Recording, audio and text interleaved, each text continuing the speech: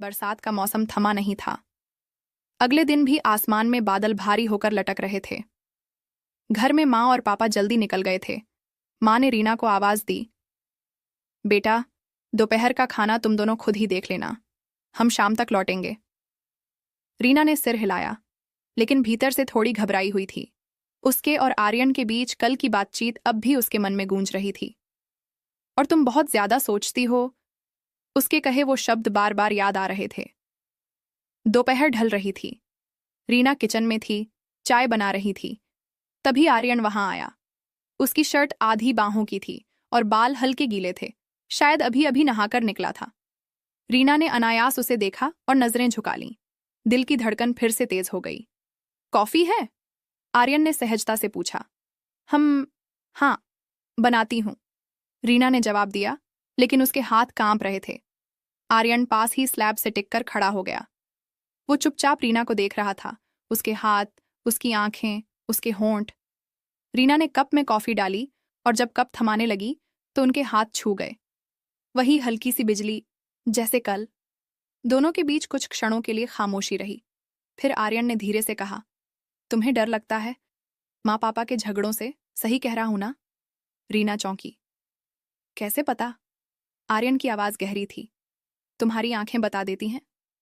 रीना ने उसके चेहरे की ओर देखा। वहां कोई मजाक नहीं था, बस गंभीरता और अपनापन। पल भर को उसे लगा कि जैसे कोई है जो उसके अंदर की सारी बेचैनियां पढ़ सकता है। शाम को बारिश और तेज हो गई। बिजली चली गई। घर में मोमबत्ती की हल्की रोशनी फैली हुई थी। रीना लिविंग रूम में किताब पढ़ने की कोशिश कर रही थी, लेकिन शब्दों में ध्यान नहीं टिक रहा था। आर्यन सोफे पर लेटा था, उसके हाथ में भी कोई किताब थी। काफी देर तक दोनों खामोश रहे। फिर अचानक रीना बोली, कभी लगता है कि हम अजनबी हैं, और कभी लगता है कि हम हमेशा से एक दूसरे को जानते हैं। आर्यन ने किताब बंद की और उसकी ओर देखा।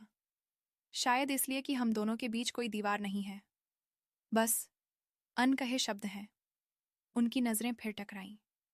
इस बार रीना ने नजरें नहीं झुकाईं।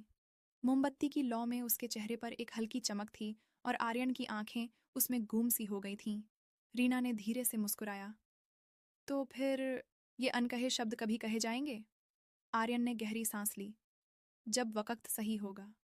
वो पल कुछ अलग था। ना तो भाई बहन का रिश्ता, ना ही दो अजनबियों का। ये कुछ और था, कुछ ऐसा जिसे दोनों समझ रहे थे मगर बोल नहीं पा रहे थे। रात को रीना अपने कमरे में लेटी थी, लेकिन नींद नहीं आ रही थी। वो करवट बदलती रही, लेकिन आंखों के सामने बार बार आर्यन का चेहरा आता रहा। उसकी नजरें, उसकी आवाज, उसकी मौजूदगी क्यों मुझे इतनी बेचैन कर रही है? रीना ने तकिया कसकर पकड़ा और धीरे धीरे उसकी आंखें बंद हुईं। नींद में भी उसने खुद को आर्यन के पास पाया, जैसे उसका दिल अब उसी की ओर खींच रहा हो।